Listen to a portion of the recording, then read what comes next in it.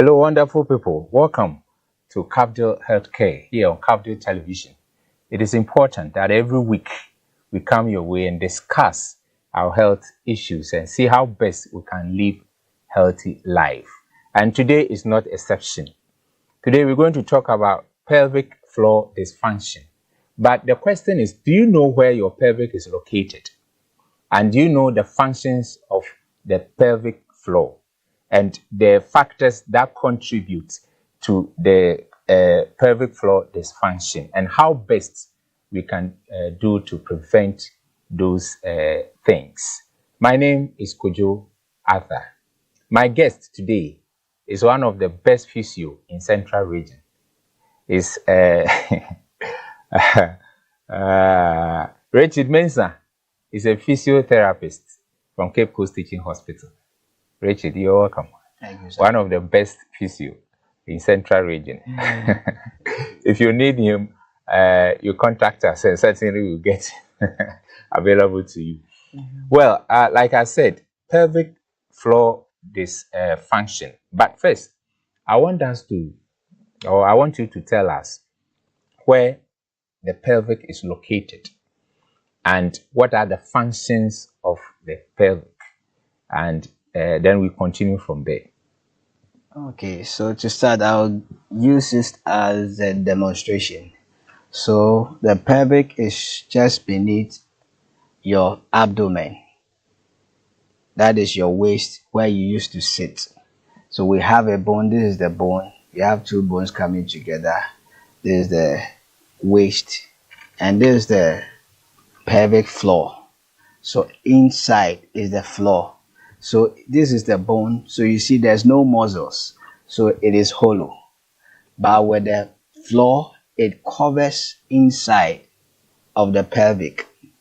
And it has a function. That is, one, it holds the internal organs that are held up in the pelvic, which does not allow it to come out, one, which also helps it to function well. A typical example is the bladder. Is held up in the pelvic and your bowels. And in the women, we have the uterus that is held up here.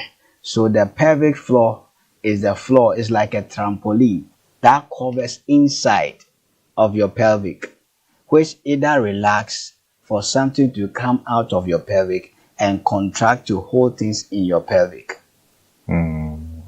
Oh, okay.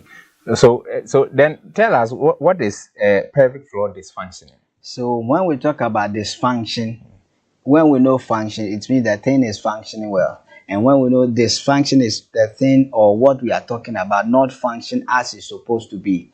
So as I said, the pelvic floor muscles, they contract to hold things in your pelvic floor or in your pelvic.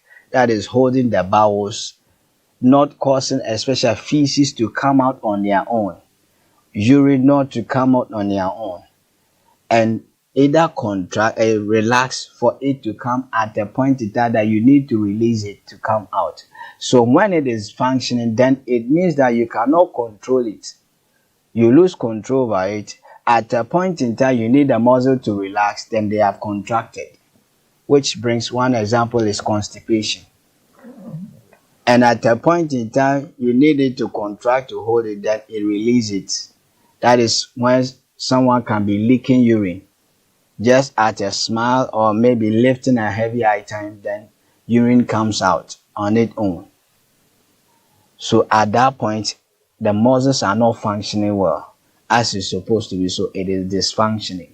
Okay, so when it is supposed to come out, for example, the feces that you made, yes, when it's supposed to come out, it's unable to come out. That is what we call the muscles are contracted and holding it up whilst you are ready. You are at the edge, you want to ease. But because the muscles are not relaxed, you have no control over it. They have contracted, bringing constipation. Okay. So constipation. It's only this one that causes, or something that you do? There are other causes, but one of the main causes is what I'm talking about. I know people, example, people with diabetes can have constipation due to maybe the drugs or something, and some people who are not mobile, you are not moving enough, especially patients who are bedridden sometimes because they are not moving well, digestion is not taking on well, so they can have constipation. Oh, okay. Okay, so let's see what are the factors that contribute to pelvic floor dysfunction, or what are the main causes? If you don't have causes, what are the factors? There are risk factors risks that can lead to dysfunction of the pelvic floor muscle. One can be surgery, especially in males. When you do prostate surgery, it can lead to pelvic floor dysfunction. When you have an injury to the pelvic, a trauma, example is someone in a car involved in an accident and something hits the pelvic, or someone walking comes from a tall or a height and falls on the hip, it can lead to that. Pregnancy can lead to pelvic floor dysfunction. How the pregnancy goes out, and how the person or the woman even delivers. With prolonged labor, it can lead to what? Pelvic floor dysfunction. And there's something we call episiotomy. Maybe the mother is having difficult delivery, so they do a small surgery like cutting to open up for the baby to come out, which can have effect on the muscles because they will cut through some skin and get to the muscles as well, which can also lead to pelvic floor dysfunction. Babies that in maybe say in weight, their weight is a bit higher, they can put more pressure on the pelvic, and double pregnancy or multiple pregnancy. You know, as I gave an example earlier, two can be heavier than one. So when you have multiple pregnancy, like twins in your uterus, the weight that you'll be carrying will be more than one fetus in your uterus. So the weight will be what? Embedded on your pelvic floor muscles, which will stretch them. Just like the trampoline that trampoline. You say, when the water falls. Yeah, typical example is having a trampoline and water, or there's rain falls on it, it goes down. The weight of the rain pulls it down, so it stretches it. So with a baby or with a putting water in a or the balloon. It stretches it. And when it holds this, and the pregnancy it's not for 1 day, not for 2 days, not for a week, 9 months. So as the weight is on the pelvic floor, it carries it and it brings more weights, and you are stretching. It's like elastic. As you are stretching it more, they become weaker. So these are all? Not all. And we have lifting heavy weights. You know, when we are breathing, when we breathe in, our lungs expand, putting pressure on your pelvic. They also what? Relax, so that your lungs can expand. But when you are lifting, mostly when you are lifting a heavy item, you seize your breath. So you contract those muscles, putting pressure on it. So as you are continuing lifting heavy items, you seize your breath, you put pressure on your pelvic floor muscles. As you continue to do it, you are contracting it and straining it, which can lead to pelvic floor dysfunction. So multiple pregnancy can lead to that. Okay. Pregnancy is how you deliver. Okay. Injury. Okay. Surgery. Okay. Prostate surgery. Lifting heavy items. Okay. And taking drinks that contain caffeine. Aging is a factor, a risk factor. Whilst you are aging, you lose your muscle bulk, so the strength will automatically come down. And with women, when they get to the stage of menopause, they lose some hormones, which can also affect those muscles and lose their strength, which can result in more pelvic floor dysfunction. Okay, so which means those who have been taking energy drink here and there, left, right, center, it has effect. So it's better we look to that. You made mention of aging. So at what age? Mostly 60 and above. Both men and women. Depending on your lifestyle as well. I know people who are 60 years who are very active. They do a lot of exercise, and their eating habit as well. So their muscles are stronger than even someone who's a bit younger. Okay. It affects the age, but at all age it can happen to you. Depending on your lifestyle. Depending on your lifestyle. Okay. But the age, both male and female, is it all both 60, above female. 60? So pertaining to ladies, during their menopausal age, okay, they are losing those hormones, which will have effect on the muscles. Okay, so let's see the symptoms of this floor dysfunction and how can individuals recognize them. So one of the symptoms we have already spoken about is constipation. Because the muscles cannot relax for you to bring out whatever is there to come out. There's tightness in there. So there's constipation. At a point in time, to another symptom that you can get is what? Leaking of fluid or urine. The person can be sitting now, just at the instant that he or she feels the urge of going to urinate, if he or she doesn't move quickly, the urine will come out. Or at a point in time, the person will just cough or laugh and urine will just come out. Or lifting a heavy item, as we spoke about, just lifting and the urine will come out. One of the other signs, maybe one of the people are ready to hear, erectile dysfunction and premature ejaculation can be also a sign of pelvic floor dysfunction, because this muscle contract to hold whatever is coming out of that place. So when the muscles are weak, the person, when he erects, he cannot hold it.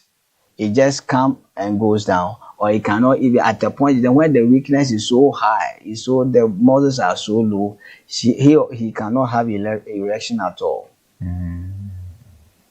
And with women, the person can have numbness, especially during sex. So there will not be any feeling. There will not be any arousal because the muscles are weak. She will not have any feeling. And there can be pain during sex. We can also have low back pain, which can be also a symptom of pelvic floor dysfunction. Okay. So, which means any activity that you undertake that makes or weaken your muscles can also result in this functioning, or pertaining to the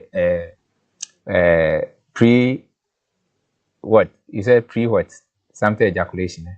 Premature ejaculation. Relating, which means the muscles are very weak.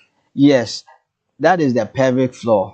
These muscles are the muscles that is holding your pelvic, supporting your pelvic, holding all the intestines there. They relax, as I said, they relax. As a man, they relax for you to release sperms. And they can contract to hold it up, so you have control over it. It's like, give an example, like maybe if I'm strong enough, I can hold up a cement bag in my hand for some minutes.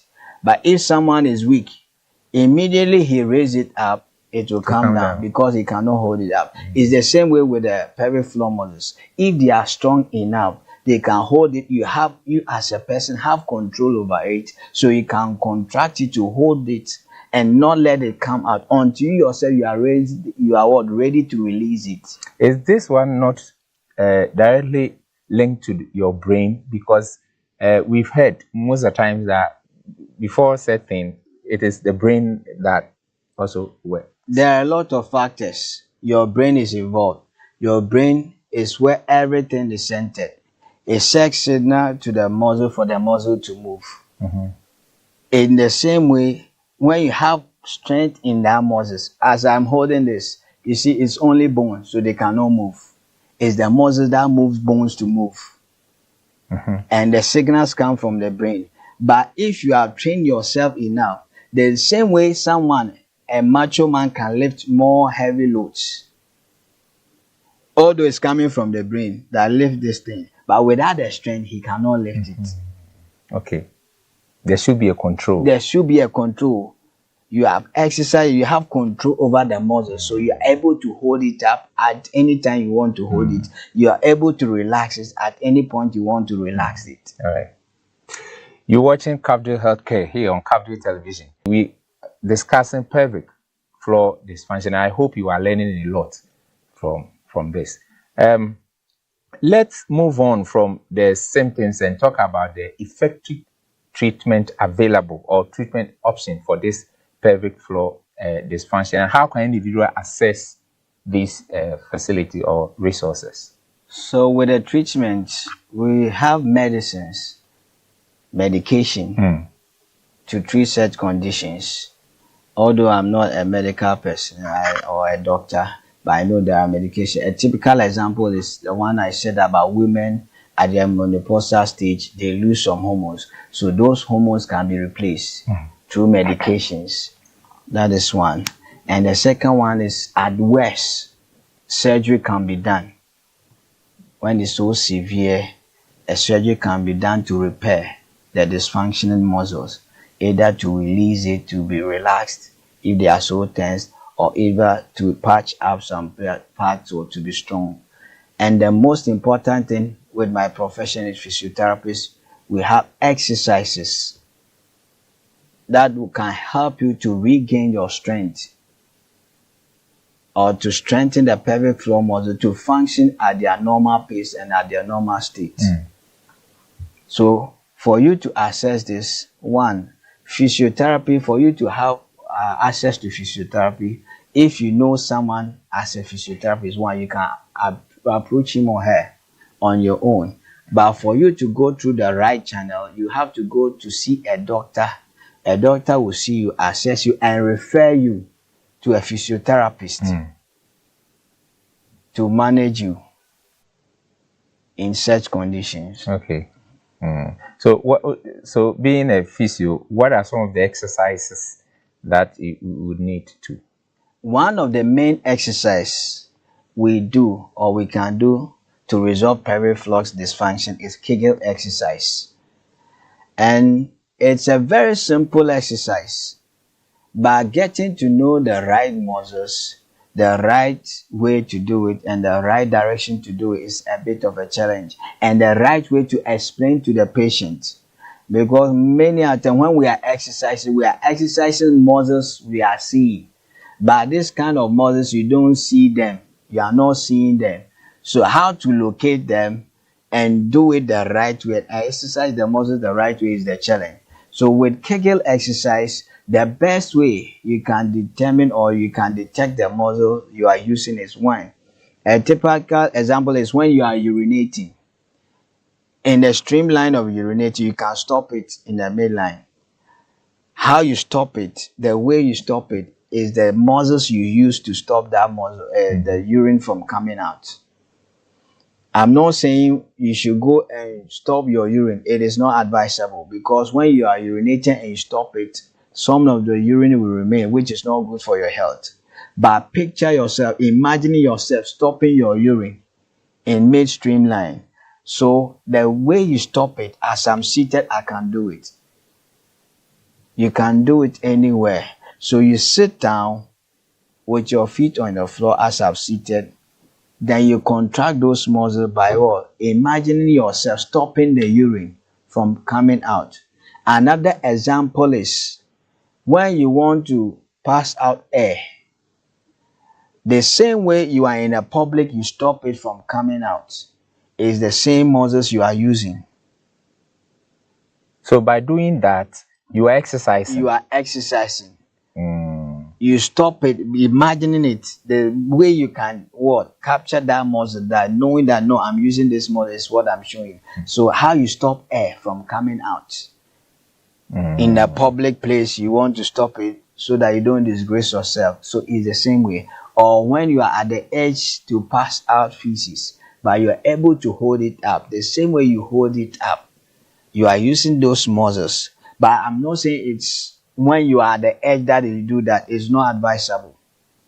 When you are at the edge, you have to go and ease it out. But the way you can know that you are using or contracting such muscles is how I'm showing you. So you contract such muscles, and we have short holds and long holds. So as you are seated, you can imagine yourself holding it up. So you contract it, you hold it, you relax it, you hold, you relax, not using your buttocks or your gluteus muscles. No, it's in there.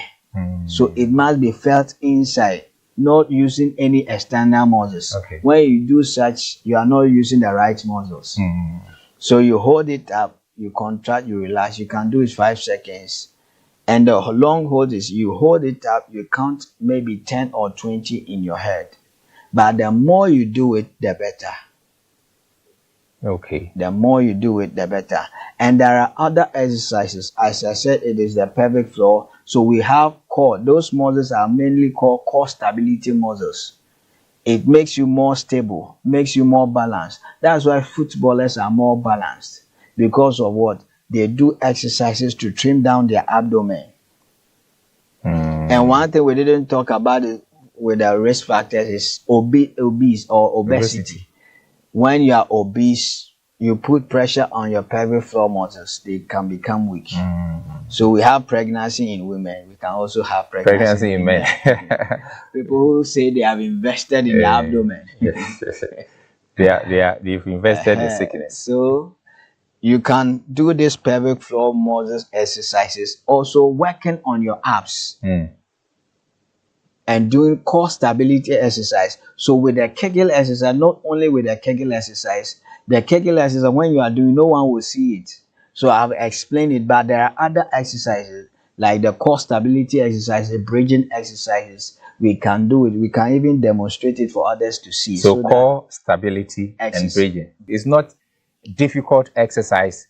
And so we're going to demonstrate it now. You're still watching Cafdil Healthcare here on Cafdil Television. So, my sister, come and let's see how best we can demonstrate it. So, with this exercise, you contract your abdominal muscles.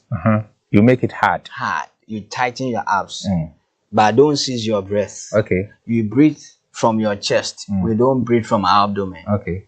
So you breathe, you contract it, and you breathe. So as you are keeping the contraction, you move your leg up straight, slowly like this, flexing your knee up. Then you go back down slowly. To the right, you move up, still keeping the contraction. Okay. Without the contraction, the exercise is not effective. Okay. So you keep the contraction, then you move your leg down slowly. You flex, you extend slowly. You flex. It shouldn't be fast. It shouldn't be fast. So you are engaging the muscles. Okay. So we are strengthening it. So you have to do it slowly to engage the muscles for endurance, for it to endure. Okay. Wow. It is only when you want to improve room, like range of motion, you want the joint to move fast. That is when you do the exercise fast. Okay. Now you want to engage the muscles to endure. So you move it slowly. But you feel it. You feel it inside. Oh, okay. Depending on how many you can. So you can start from 10 count on the right, 10 count on the left. Okay. How do you feel? The pain on your waist. Whoa. Which means you're supposed to be doing it regularly. Yeah, it's very important. So you said the name of this is core stability. Core stability Exercise. Oh, okay. So there's another one. I hope your stomach is contracted, right? Okay. The other one is bridging exercise. So you keep the knee flexed at this portion at 90 degrees. You keep your head down, but you bring your waist up, up, up, up. The up, does it? Okay. So it doesn't matter the distance. There's a distance you can go. We have individual differences. Okay. But this level is okay at the knee level.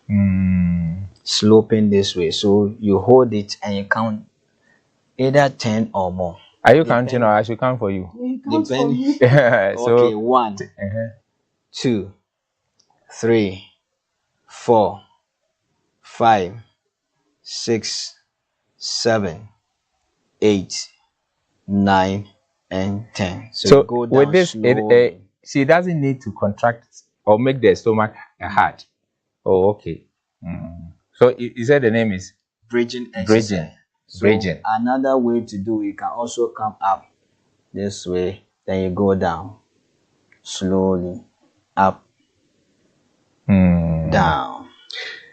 Hey, In if this you are position, someone who have not been doing this and you do it slow, there you are going to feel pain. yes, you are Very, engaging the muscles. yes.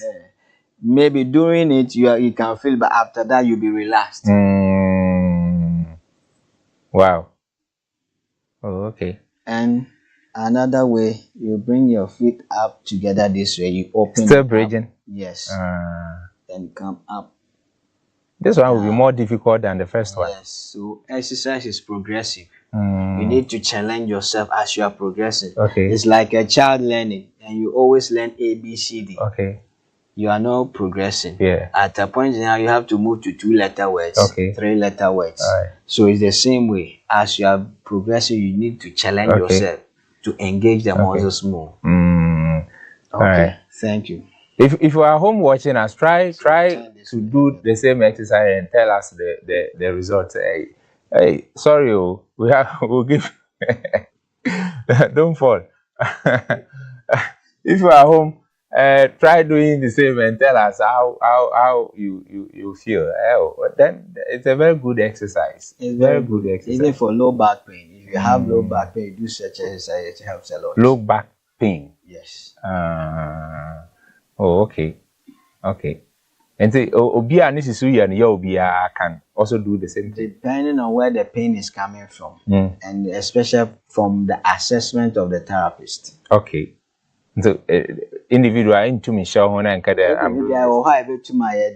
on which age now, where a crack count, where health status. Okay. But it's very good and you do these exercises regular. But do you have some thoughts or myth surrounding this pelvic floor dysfunction that you would like to There's debunk? a bit of myth I've seen on I think on the internet and with research that people think maybe a pelvic floor dysfunction is only pertaining to women. Yes, it affects women more, but it affects men as well. And at all age, it can happen to you. Okay. And also, people think that pelvic floor, either exercises or the condition is only important just after delivery. Okay. No, it's only pertaining to delivery. In your life, these things can happen, and you need to work on it. And also, people think there are some signs that we talked about, some symptoms. People will see it in their life, they will think it's normal, especially, they think the aged, they urinate fast.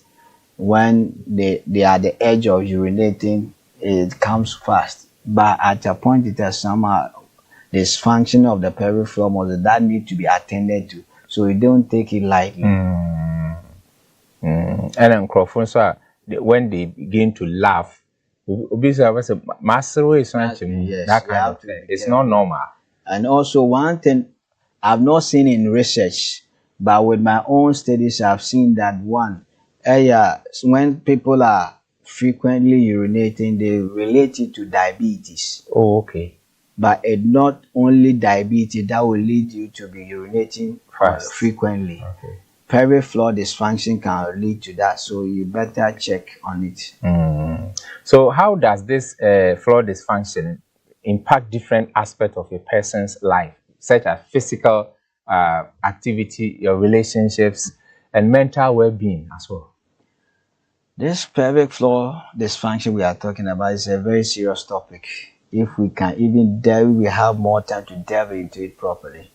With women with pelvic floor dysfunction, it can lead to prolapse.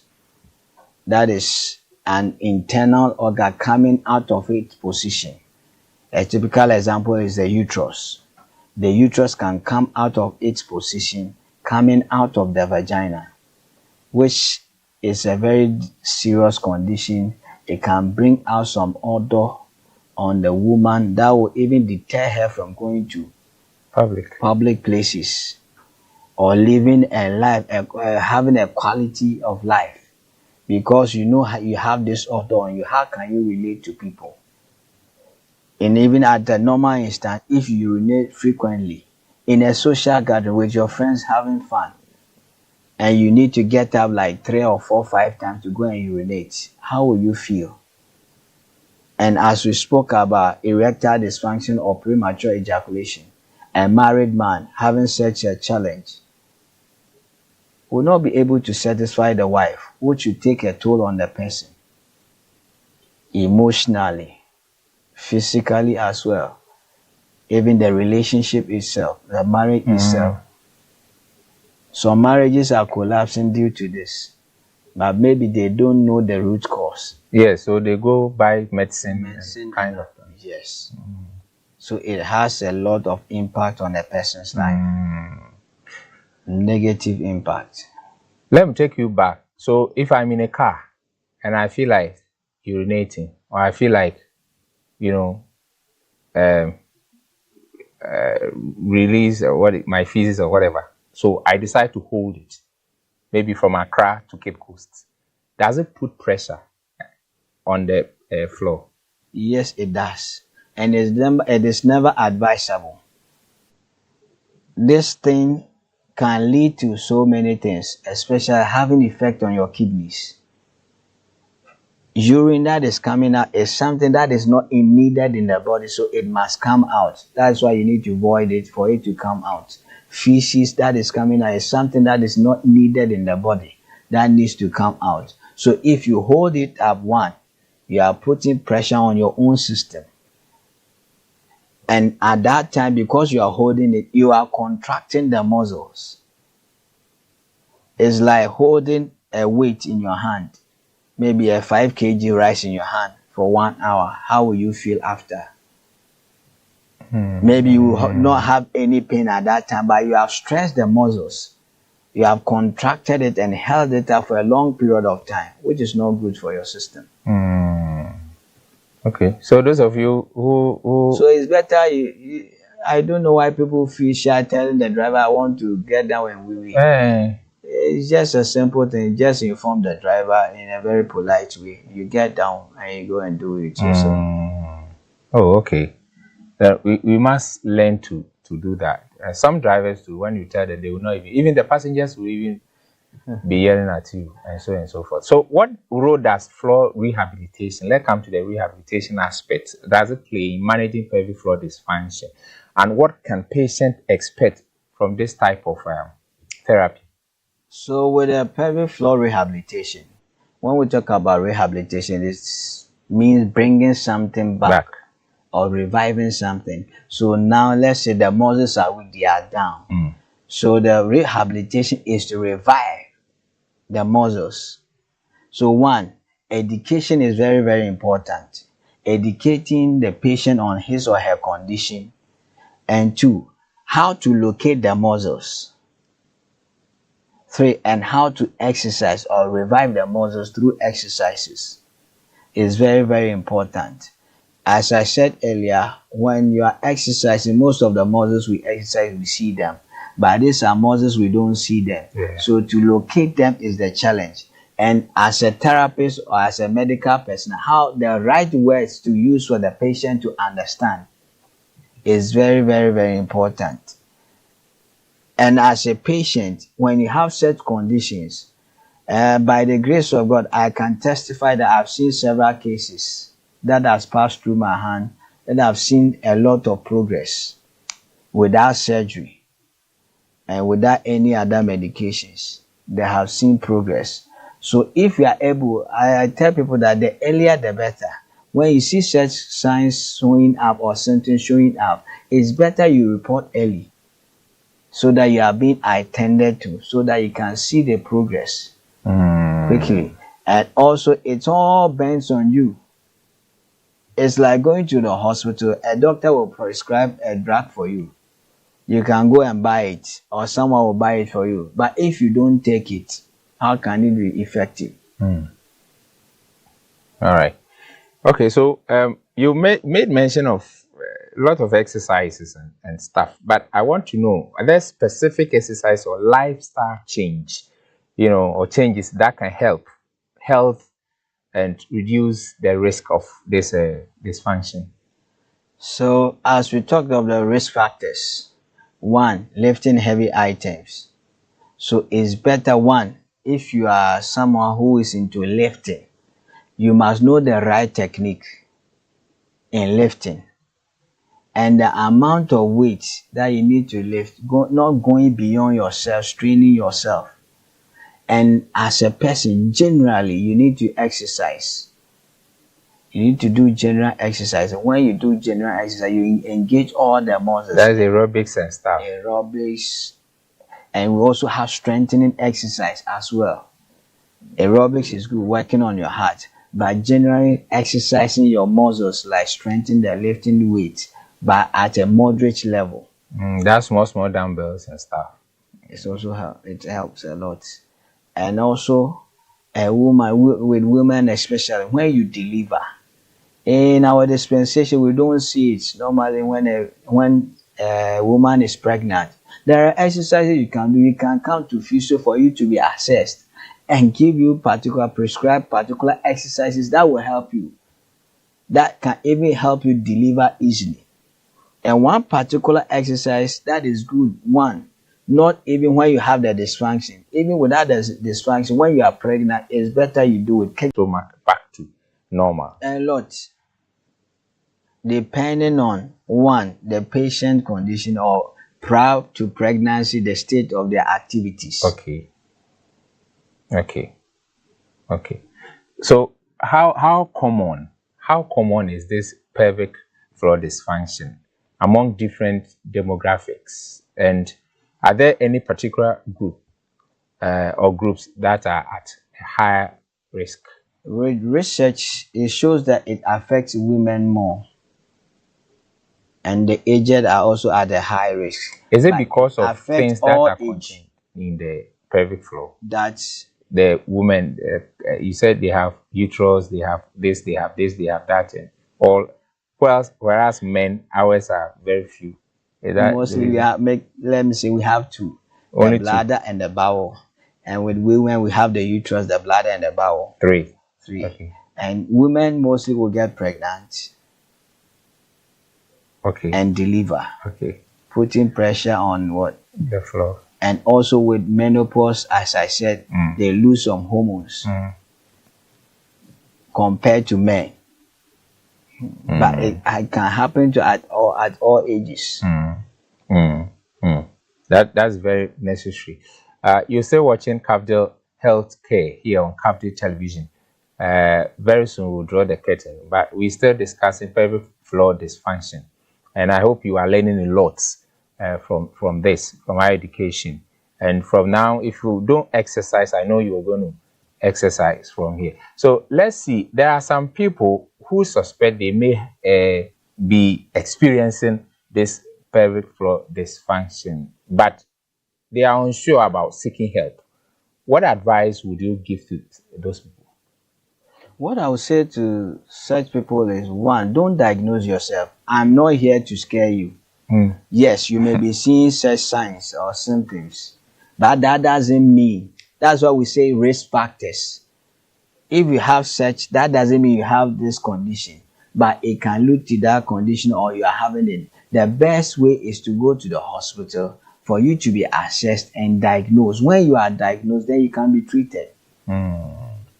Without diagnosis, you cannot give treatment. Okay. So until you are diagnosed, as I said earlier, if you know a therapist, for me myself, I feel to people, I meet people on the road, on the roadside, they tell me their challenges. I give them time to come. I speak with them, I assess them. Some of them, after that, they go and see improvement. You don't even hear from them anymore. But if there's no improvement, certainly you hear from them. Yes. But once there's improvement, it will be difficult for you. So it's better you go to the hospital. The earlier, the better. With any medical condition, the earlier it is diagnosed, the better it can be treated. Okay. So let's come to the preventive measures. Are there any preventive measure people can take? Yes, with the risk factors. One, lifting with heavy items, so you don't do with lifting heavy items. Did you mention excessive alcohol? Excessive alcohol intake. Oh, okay. Smoking. One thing is, smoking is not directly related to pelvic floor dysfunction, but one, when you smoke a lot, you can get chronic cough. When you cough, when you are coughing, you put pressure on your pelvic floor muscle, which can result in what? Pelvic floor dysfunction. Okay. Excessive smoking can also cause you to reduce your muscle bulk generally, and can lead to so many other conditions. What about sexy sex? There's no research. There's no research that talks about that, but I know that anything that you do in excess is not good. So too much of everything is bad. Yes. But the same people the same people come to us and you tell us that every week you do this. If you don't do this, and today anyway. That's why I said, okay, as you said, every week you should do what? How many times are you doing it a week?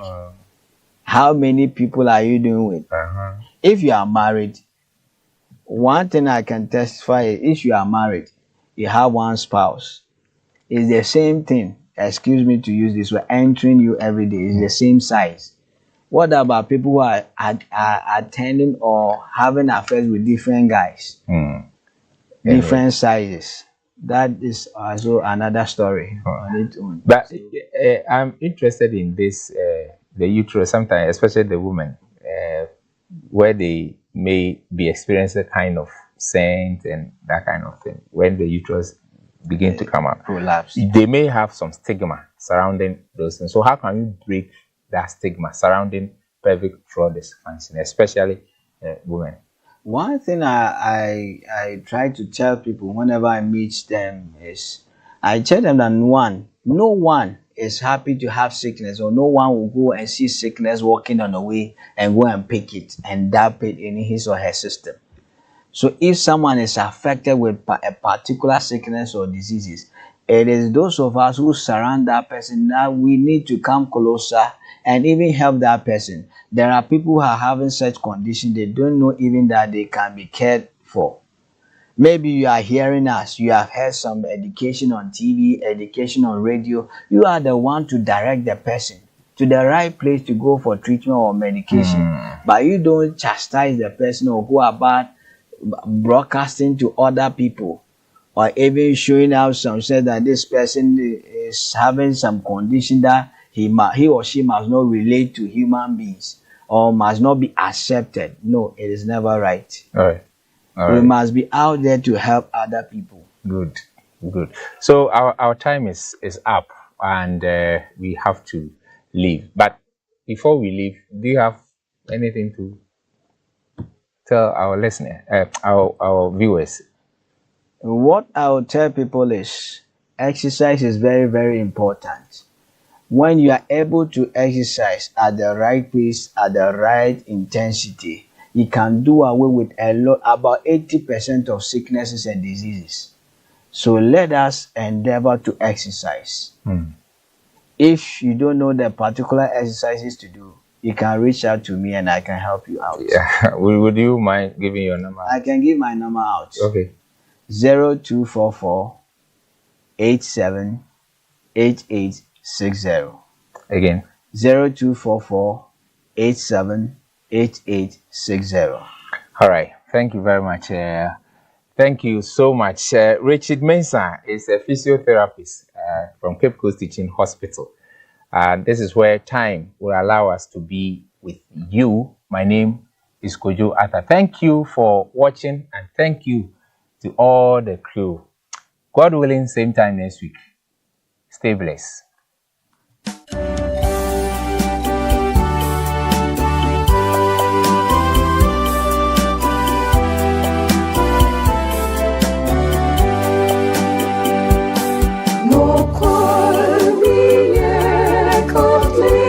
Sorba, moji mi Jezi wo,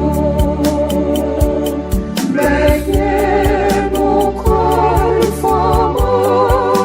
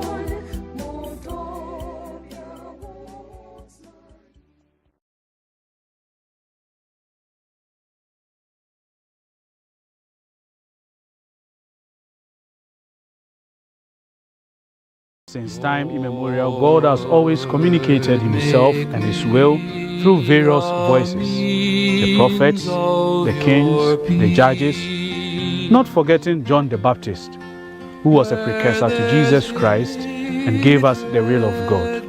We bring to you Voices from the Valley. This is a program designed by the Conventual Franciscan Friars in Ghana in collaboration with Cafdil TV to bring you in-depth insight in our faith, catechesis, and various Catholic teachings which will help you in your journey as a pilgrim. I know you cannot miss this program, and I highly encourage you that you shouldn't miss this program because it is Voices of God from the valley of prayer and silence. Join us this and every Sunday at 3 p.m. and a repeat on Wednesday at 7:30 p.m. here on Cafdil TV and on our various social media platforms: YouTube, Cafdil EDU, and Facebook, Cafdil Cape Coast. Let us meet and share what God has for us through the Voices from the Valley. Make me a means of your peace.